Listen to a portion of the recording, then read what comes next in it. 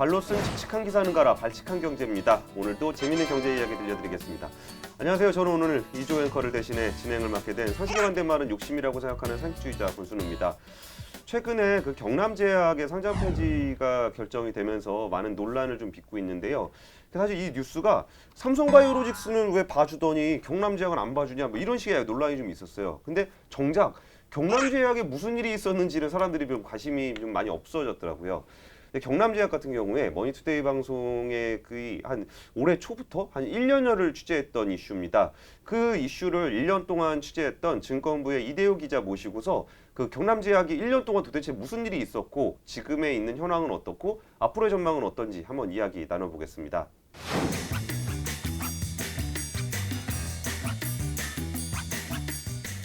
그 경남제약의 상장 폐지 이슈가 좀 그 현황부터 좀 약간 브리핑을 좀 해주실래요?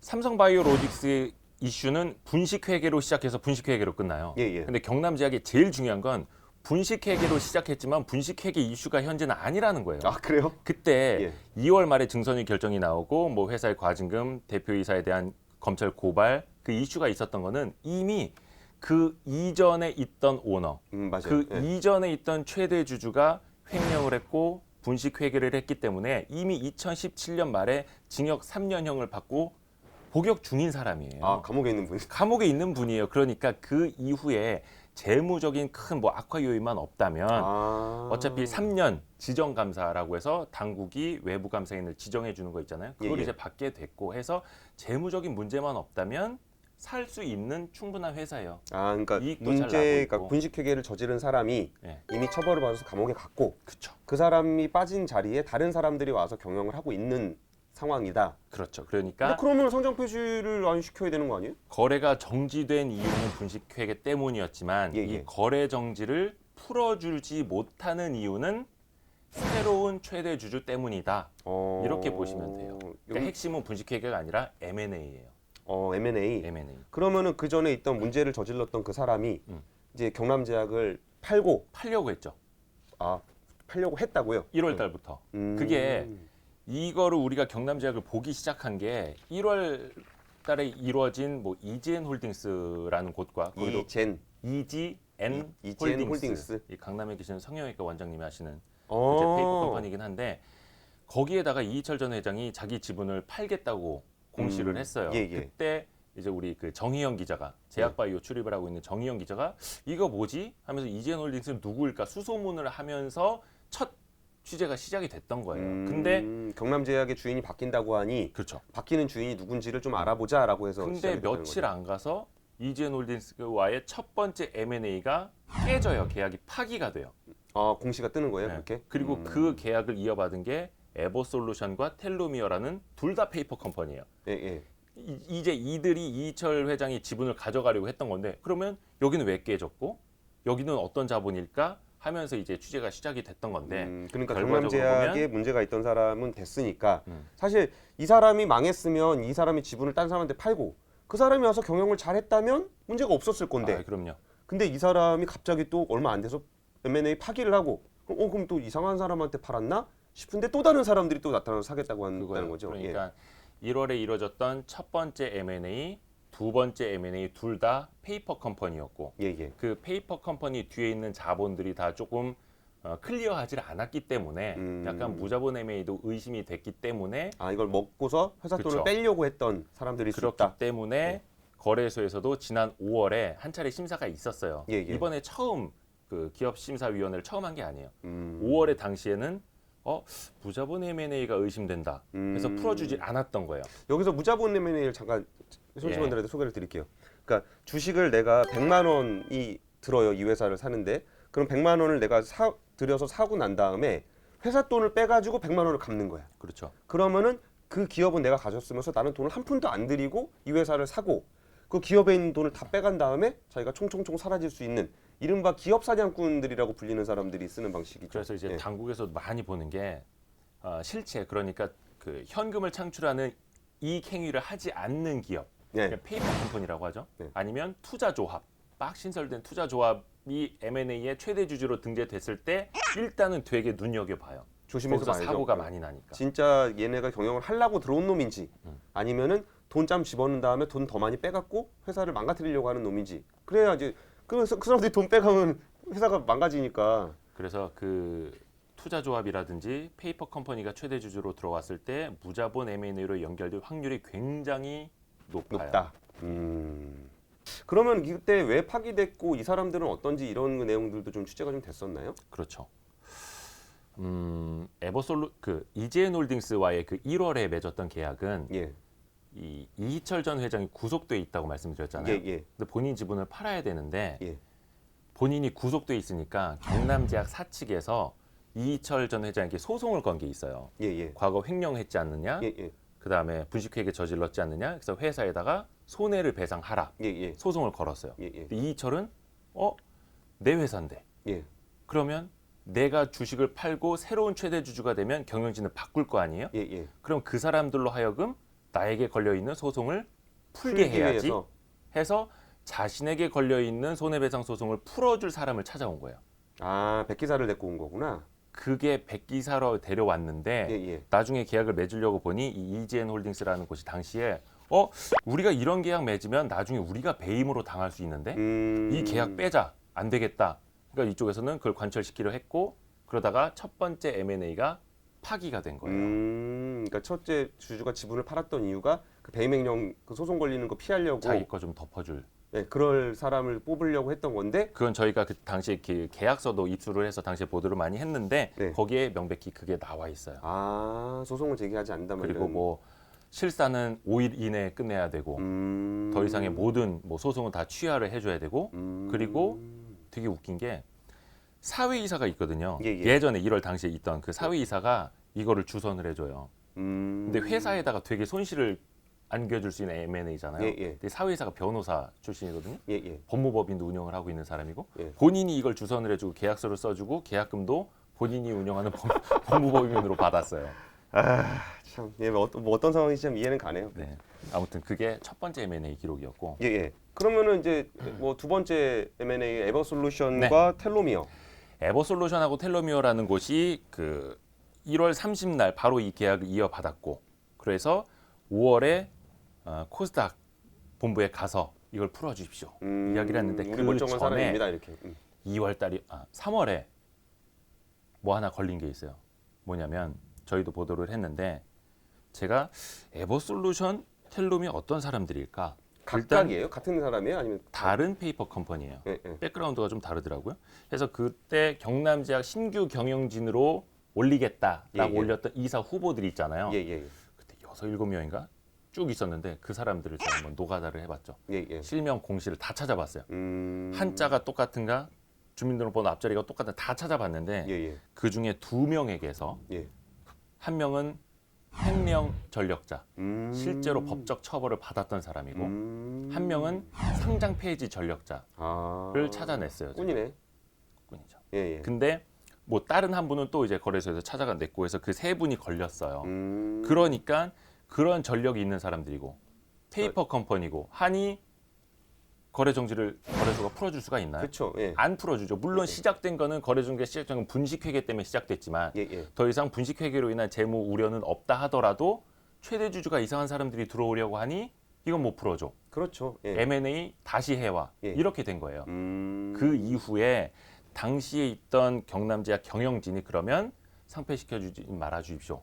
M&A를 다시 해보겠습니다. 해서 공개 M&A를 해요. 공고를 띄워서 예, 예. 경남제약 인수에 관심이 있으신 분들은 법무법인 어디로 연락을 주십시오. 이런 식으로. 그 지분은 아까 말씀했던 그 전 최대 주주의 지분을 매각하는 거죠? 아니죠. 거긴 동의를 안 했어요. 오. 이희철 전 회장과 예, 예. 에버솔루션은 이 경남제약 당시 경영진에게 각을 세우고 있던 사람들이거든요. 그럼 경영진은 그러니까 지분을 팔아야 되는데 무슨 지분을 팔겠다는 유상증자. 아, 삼자배정 그러니까 유상증자에서 주주를 떠갈 사람이 아니라 새로운 자금을 신주를 발행을 해서 유상증자를 해줄. 그러니까 이 회사에 뭐 한 100 몇십억 원을 새로운 돈을 투자시켜줄. 그래서 그들보다 더 높은 지분율을 갖게 될. 당시에 에버솔루션 그리고 이희철 전 회장은 극구 반발을 했죠. 예, 예. 이거 밀실 추진이다. 당시 그 경영진이 자기들이 살려고 이 회사에 남아 있으려고 적대시하는 거다. 그쵸. 그러면서 막 월급 소송이 받으려고 붙고 그런다. 그렇죠. 그러면서, 예. 그러면서 막 아수라장이 되고 했는데 어찌 됐든 간에 당시에 그 우선 협상 대상자까지는 선정을 했어요. 그게 KMH 그룹. KMH 그룹. 아시아 경제 갖고 있는 KMH 그룹이 선정이 됐거든요. 거긴 그래도 실체가 있는 기업이잖아요. 실체는 있죠. 그래서 그들은 유상증자에 대폭 참여를 하겠다. 당시 유상증자 가격이 14,500원이었나? 꽤 뭐 낮지 않았어요. 예.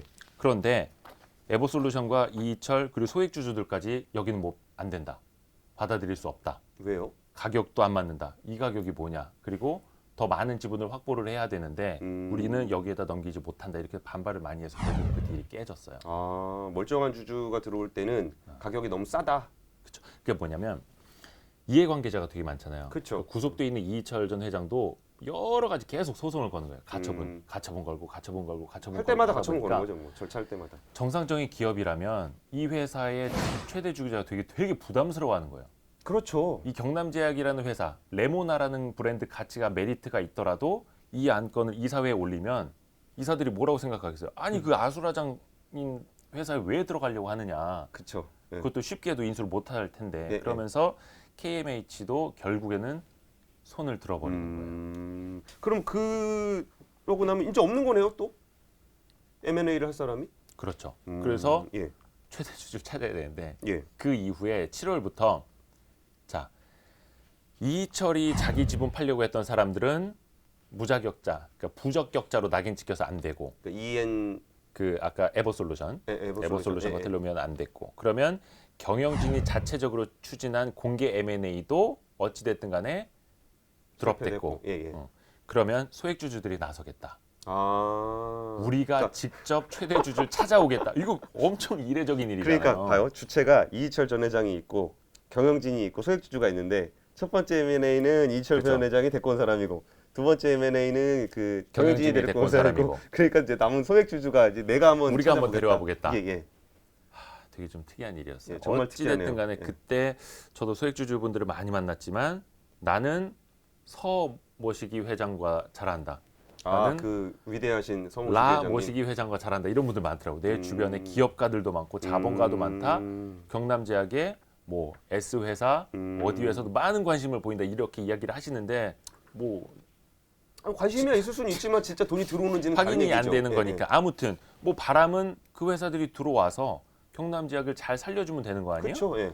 잘 되길 바랬는데 그게 안 되더라고요. 해서 결국에는 무슨 건설, 분양하는 회사 이름이 구체적으로 나온 적이 있는데 결국은 마지막엔 들어오질 않았어요. 어쨌든 그러면 못 데리고 온 거예요 소액주주들도?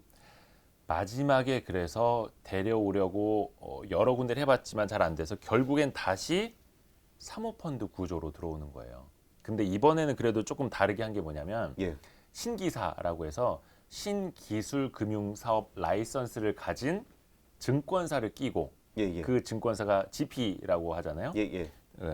GP 역할을 해주고 하나대투증권에서 GP가 운영자입니다. 예, 그렇죠. 예. 그러니까 대표 운영을 업무 집행을 해주는 사람이고 예. 하나금융투자에서 뭐 한 17분 정도의 자본을 모아서 말 그대로 진짜 사모펀드죠. 예. 그러니까 이들을 모았으니 이제 좀 투명한 자금이다. 이들이 최대 주주가 될 거다.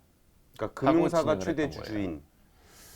금융사라고 하기는 뭐하고 그냥 거기는 금융업자가 그죠 그냥 신탁을 예. 해주고 운영을 해주는. 예. 그래서 코리아에셋투자증권과 하나금융투자가 같이 역할을 해주니 좀 투명성이 담보되지 않겠느냐. 그나마 제도권이니까요. 제도권 이름이 앞에 나오니까요. 예.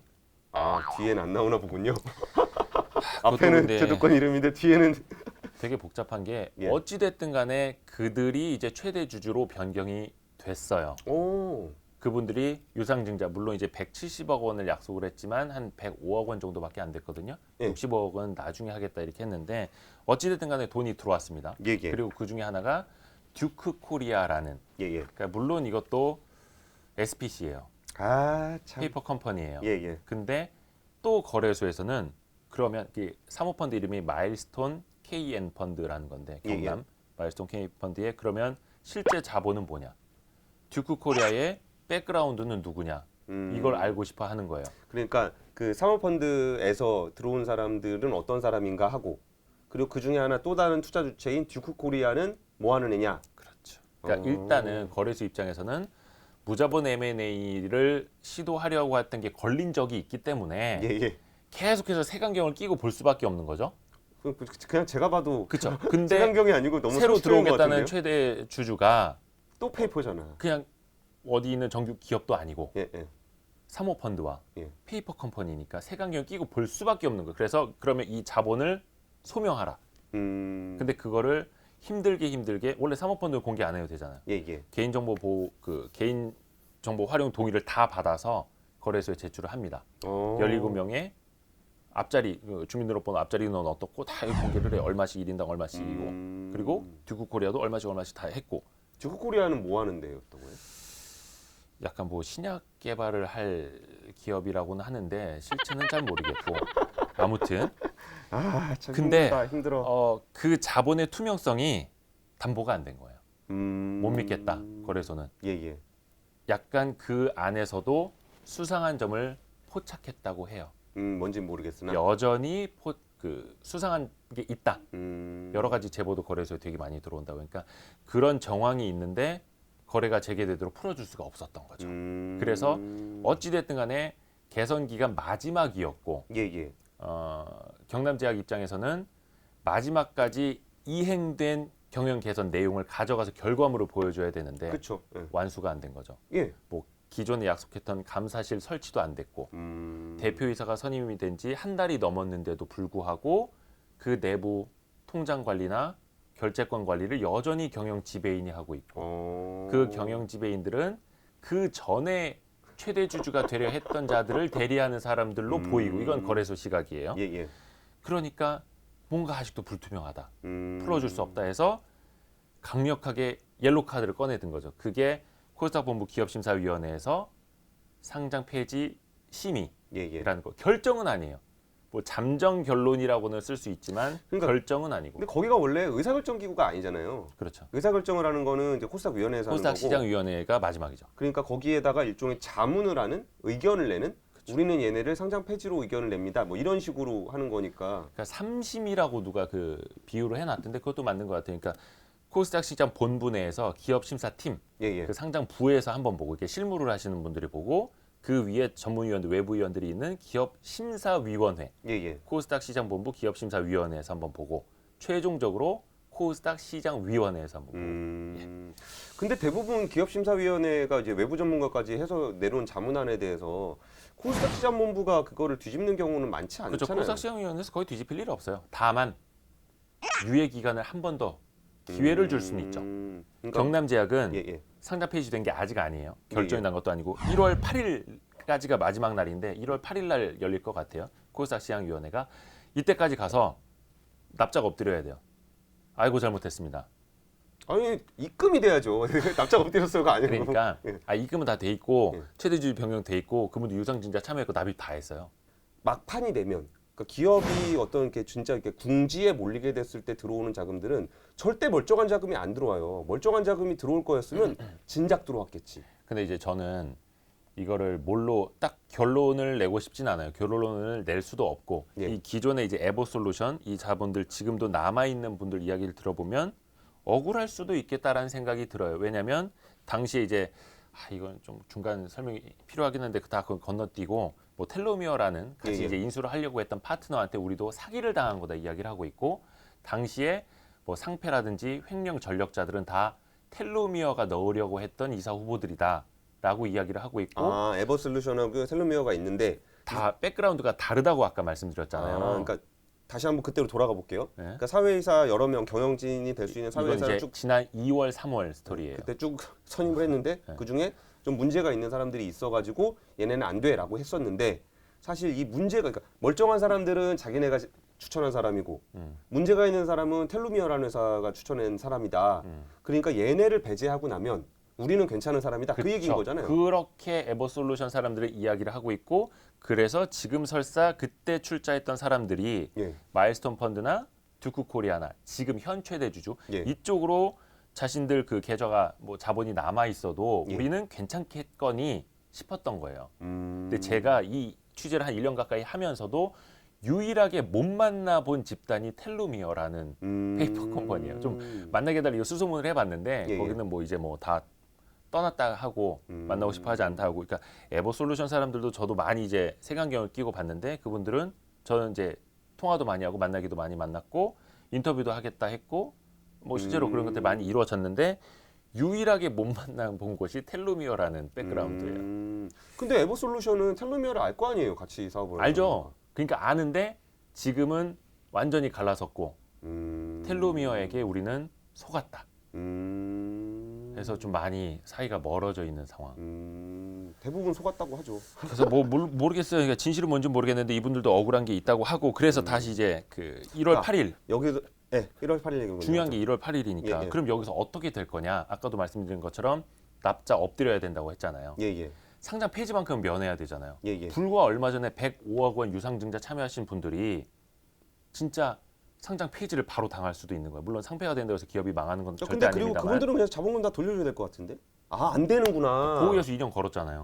아니 그러니까, 고의에서는 판매라는 건데 매각을 하는 건데 이게 유증 대금을 납입을 해버리면은 그렇죠. 그건 못 돌려주죠. 못 돌려주는 거잖아요. 그러니까 유상 감자를 해서 주주들한테 돈을 돌려주지 않는 이상은 근데 안 되는 그렇게 거잖아요. 감자를 하면 기존 주주들한테 또 같이 나눠줘야 그렇죠. 되는 거니까. 그러니까 이제는 속된 말로 빼박이에요. 오. 그러니까 회사를 살려야 돼요. 그러니까 물론 이제 상폐된다고 해서 죽는 건 절대 아닙니다만 예. 당장 경남제약은 얼마 전에 그 12월 14일 날 상장 폐지 심의가 됐다고 하니까 막 언론들에서 상장 폐지 결정 막 이렇게 써버렸잖아요. 상장 폐지 당장 되는 것처럼. 그러니까 막 기존 사례는 보통 그랬으니까. 영업사원들이 약국에 영업하러 다니면 예. 너네 지금 상폐당해서 자금 부족하냐? 자금난이 이렇게 얘기를 해요. 그렇죠. 니네 모르는 기자들은 경남제약이 자금난 때문에 상장 폐지된다 막 이렇게 쓰고 있어요. 근데 그거 아니거든요. 근데 경남제약은 이런 안 좋은 이야기들이 커질수록 영업도 어려워지고 맞아요. 자금 순환도 어려워질 수가 있어요. 그래서 아직은 기회가 남아 있는 거고 회사를 제대로 살리려면 1월 8일 전까지 예. 우리가 확실한 최대 주주를 그럼 모셔올 테니 대신 당장은 안 되니까 기간만 주십시오 하고 개선 기간을 한 번 더 받아야 되는 거죠. 그걸 코스닥 시장위원회에 어떤 안을 만들어 가지고 가느냐, 중요하죠. 가져가서 설득을 시킬 수 있을 것이냐, 그 안을 딱 가져가서 설득을 시키고 6개월이면 6개월, 1년이면 1년 개선 기간을 받아야죠. 그러니까 이거 보시고 혹시나 뭐 경남제약 막 왜 경남제약은 죽이냐 뭐 이렇게 댓글 다시는 분들은 예. 레몬 하나라도 더 사드시는 게 경남제약 도와주는 알겠습니다. 이게 참 기업이 망하는 모습들을 이렇게 보면은 되게 안타까워요. 근데 정말 그 악재가 꼬리에 꼬리를 물고 일어나게 돼. 그러니까 이 악재 하나만 없었어도 살았을 텐데, 이 악재 하나만 없었으면 살았을 텐데 이런 과정들이 계속 반복되면서 결국은 죽어가는 모습을 보는데 확률적으로 되게 많이 죽어요. 왜냐하면 너무 그런 악재들이 많기 때문인데 그 이대호 기자가 보기에는 이렇게 가능성은 있을 거라는 거죠. 최대 주주만 괜찮으면. 그렇죠. 어쨌든 그 경남제약은 우리나라의 되게 대표적인 브랜드잖아요. 굉장히 인식도 좋고. 61년 된 회사예요. 아, 업력이 짧지 않은 회사입니다. 거기 또 관련한 직원들도 있을 거고 그렇죠. 주주들도 있을 거고 할 텐데 그 경남제약 사태가 근데 잘 됐으면 좋겠어요. 경남기업이 잘 됐으면 좋겠는데 또 하나 그렇다고 해서 그냥 잘 되는 거는 오히려 그 잠재적 투자자들한테 피해를 줄 수 있기 때문에 정말 잘 되되 그 제대로 잘 됐으면 좋겠다는 생각이 조금 드네요. 예, 그 경남제약 사건에 대해서 좀 1년 동안 취재한 이대호 기자와 그 경남제약 사건의 1년 더 해야 될 수도 있어요. 막전 막후를 알아봤는데 사실 상장 폐지가 되고 나면 아무래도 증권부에서는 조금 관심이 멀어질 수 있겠죠? 상장 폐지는 되지 말아야죠. 예, 알겠습니다. 계속 제 시야 안에 있어야 그 돼요. 상장 폐지가 안 됐으면 좋겠다. 그리고 좋은 최대 주주가 와서 정말 건실하게 잘했으면 좋겠다라는. 참고로 제가 며칠 전에도 경남제약도 그 서울 사무실 갔다 왔는데 예. 갈 때마다 느낀 게 갈 때마다 그 회사에 앉아 있는 사람들이 달라져요. 네. 최대 주주, 경영진 그런 거 좀 안타깝더라고요. 자, 이제 제대로 된 분 만나러 한번 또 가보겠습니다. 예, 알겠습니다. 그 앞으로도 좀 취재해서 경남제약이 좋은 일이 있으면 좋은 대로, 안 좋은 일이 있으면은 그 안 좋은 일이 어떤 일이었는지를 좀 명확하게 좀 전달을 해주셨으면 좋겠습니다. 네. 예, 오늘 경남제약 얘기 같이 나눠봤습니다. 지금까지 발칙한 경제였습니다. 감사합니다. 고맙습니다.